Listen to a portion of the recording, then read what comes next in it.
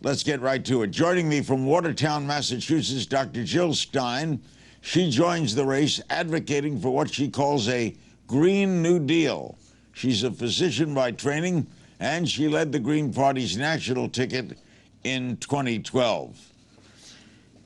Doctor, what do you make of with the success, the rating success, the polling success of Donald Trump? What does that say about the state of American politics today? Well, I don't think we need to make too much of it. Early leads in the polls usually don't mean a whole lot, but I think what Donald Trump is doing is inexcusable, unjustified. He is exercising demagoguery. He is viciously attacking our immigrant community, and it should be thoroughly repudiated. I think he's looking for a cheap vote. He's looking for attention. But what he's doing, which is really race baiting, has consequences. And in the aftermath of what just happened, the massacre in Charleston, South Carolina, this shouldn't be taken lightly. That kind of hate speech really has consequences. And you know, he's doing a terrible disservice and making a public danger, actually, of himself. We should be standing up for our immigrant community. Doctor, you got 470,000 votes in 2012. You know, looking at the obvious, the Green Party candidate, however effective, has very little, if any, chance. Why are you running again? You know, I think you could say the average American voter has very little chance taking that approach. If you look at what polls show, about 25% of people, of voters, identify as Republicans, 31% identify as Democrats. This is really a small portion of the electorate. And actually about 60% are calling for an independent third party because the Democrats and Republicans do not represent ordinary people. And we know that from the crisis that we're in, the crisis of jobs, with 75% of the jobs created now being low-wage, part-time, temporary, insecure. 40 million young people, millennials, who are in debt, in college debt, without a real opportunity to repay that debt because the good jobs aren't there to do that. 1 out of 3 African Americans who are held hostage by the prison industrial complex and the prison state. So to surrender to the control by the corporate Wall Street sold out political parties is to say that this is okay. And let me add to that, the latest climate news study just came out yesterday, published by the leading climate scientist, Jim Hansen, saying that within 50 years, we're going to see at least 10 feet of sea level rise. Climate change is accelerating. We don't have a lot of time to turn this around. The two parties have been essentially identical in their fundamental policies, their trade agreements like the Trans-Pacific Partnership, NAFTA on steroids. It will continue to export our jobs and put downward pressure on wages. Their climate policies, Obamacare and Romney Care. I come from the state of Romney Care. They're essentially the same, and they're doing a terrible disservice to the American people and the American economy. We can fix this, but we need to get outside of the system. What, Jill, is the Green New Deal? Well, the Green New Deal is a great way, Larry, that we can actually fix this, and it's not rocket science.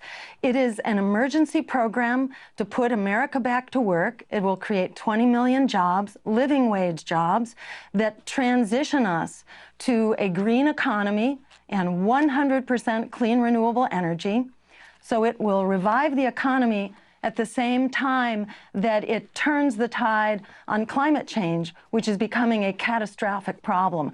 The Democrats and Republicans have created this mess and proven themselves incapable of fixing it. The Green New Deal will actually fix it and will begin to do that immediately as an emergency program. And as I say, it builds on the New Deal that got us out of the Great Depression. It's not rocket science how to do this. It's government-created work? Well, put it this way. We've had big stimulus packages right now. We have an ongoing stimulus package, for example, to the prison industry and to the war industry and the defense industry, the weapons industry. We need to shift those subsidies. And also, likewise, we have a huge subsidy to the finance industry. We just bailed them out, to the tune of $14 trillion. We can start putting our dollars where they count, supporting small businesses, supporting worker-based, community-based cooperatives, and providing government jobs where jobs are not otherwise available. So we can do this through creating a diverse, just, and green economy, which our lives literally depend on. Isn't there a Democratic candidate of note who's saying pretty much everything you're saying, Bernie Sanders? We have many things in common. It's very true. What's different is that I'm running in a party that actually supports that, and he's running in a party that will, at the end of the day, and he's already said that he will support and endorse and work for whatever corporate Democrat wins in this corporate-controlled process. He is one in a long line of principled rebels inside the Democratic Party. But we saw what happens when you actually become a threat. The party will mercilessly attack you and destroy you, as it did to Dennis Kucinich, as it did to the campaign of Jesse Jackson. So we know where this is going to go. It will bring up good issues, and that's great. But at the end of the day, that campaign will be absorbed by a party which is hostile to these issues, and it will then lend support for likely Hillary Clinton, who continues the war on everyday people, the war on our climate, the expansion of the fracking industry, the war on our public schools, the support for privatization. These are not policies that help the American people, which is why we need to build, not just in one campaign, but we need to build an independent base that will continue to build from one campaign to the next.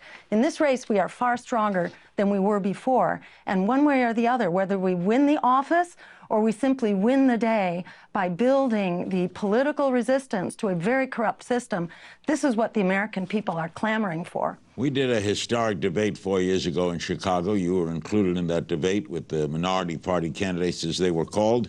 You were kept off the other debates. We might do that again. But you filed a lawsuit to get on the major debates. How's that going? It's going well. It's going well, and it has been filed.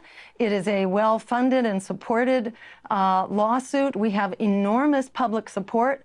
A petition was filed, actually, with the FEC, the Federal Election Commission, asking to follow the law, because they're actually violating the law by allowing the debates to be rigged for just two political parties.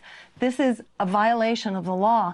And that petition had thousands of signers and one opponent. One opponent. It's thousands to one here. And that one opponent was actually the FEC itself. Or it might have been the Commission on Presidential Debates. But that's it. The public is demanding a real debate that lifts up more voices and more choices and creates a real democracy. You talk about the politics of fear, Dr. Stein. What do you mean? Well, we're told, Larry, we're told that we are powerless and that we, the everyday people who basically support the right to a job, living wages, health care as a human right, education through college as a human right, these downsizing our military, spending our dollars creating true security here at home. This is what the public supports. And, we're told we don't count and we should be afraid of standing up on those values. Well, this politics of fear has basically delivered everything we were afraid of. You're told you can't vote your values, you got to vote your fears because you might get the candidate you like least who might expand the war, who might attack our civil liberties, who might deport millions of immigrants, who might go after the press and our freedoms of the press and our freedoms to protest, who might be locking up millions of people, and many of them African Americans. That's exactly what we've gotten by not standing up. We need to stand up and insist on the democracy we deserve. Consider Richard Nixon, a very repressive and regressive president. Under the Nixon administration, we achieved women's right to choose by standing up in a way that the Supreme Court heard because the public was insisting. We achieved the Environmental Protection Act, the Clean Air Act, the Clean Water Act. We mobilized against the war in Vietnam and ended that war. We have to be the drivers in our democracy. We should not be intimidated into thinking we are powerless. We are not powerless. We actually have the numbers to win this, and we actually have the solutions that can actually fix these crises. What keeps you going, Jill? It must be frustrating. Actually, to the contrary, Larry, I was very frustrated. You know, right now I say I'm practicing political medicine.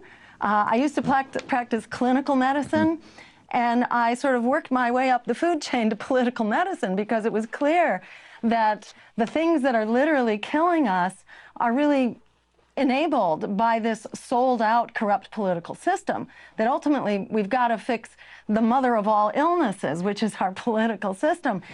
And once I was tricked into running for office. The first time I ran, which was in 2002, I ran against Mitt Romney for governor in Massachusetts.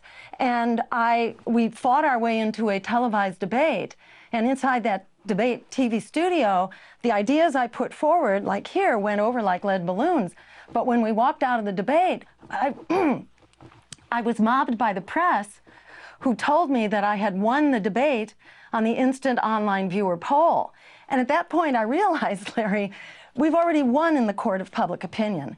We haven't won in this very oppressive political system that enables the teeny tiny 0.1% to basically put a stranglehold around our necks. We need to break that stranglehold, take our democracy back. The minute we get to the microphone, we basically win the day. That's not such a hard battle to fight. Our lives depend on it. The clock is ticking on climate, on the next economic meltdown, on the fascist state and the massive prison system that's growing, this profitized prison system. The clock is ticking on all these things. They're not getting better. Even under a Democratic president who had 2 houses of Congress, Wall Street was ruling the day when the Democrats were running the show. So we really need to learn the lesson here and stand up and reject this politics of fear and go forward with a politics of courage. Has Barack Obama been a disappointment to you? I was looking very closely at his policies and what he was saying. So it was clear to me that there was an awful lot of wiggle room in the promises he was making. And if you looked at where his money was coming from, it was clear who he was accountable to, that, you know, he was being funded by big finance, above all, by the big health insurance companies, by big oil, by fracking, and that's who's won the day. You know, they are making out like bandits. Now he's changed his tune a little bit and he's talking about everyday people, but this is conveniently very late in the cycle. It's laying the groundwork for the next election. He's trying to do his part, I think, for Hillary Clinton. This is, you know, what that party does. It's what Republicans do. It's very important for us everyday people who are really chomping at the bit to, you know, break this stranglehold and get out from under the oppression of this economic elite. It's important for us to have the courage of our convictions, because going forward as we are, there is no future. There's no future for our young people who are massively in debt, who don't have jobs, and who are inheriting the incredible climate catastrophe, which gets bigger by the day as wildfires roll forward on the West Coast. 1 year of water left in We're closing in California. on time. We'll be calling on you again, Doctor. We're going to stay very involved in this campaign, and you're going to get a lot of time with us.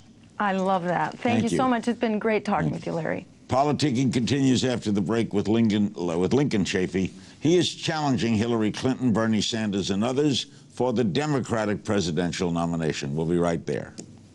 I'm the leading state sponsor of terrorism.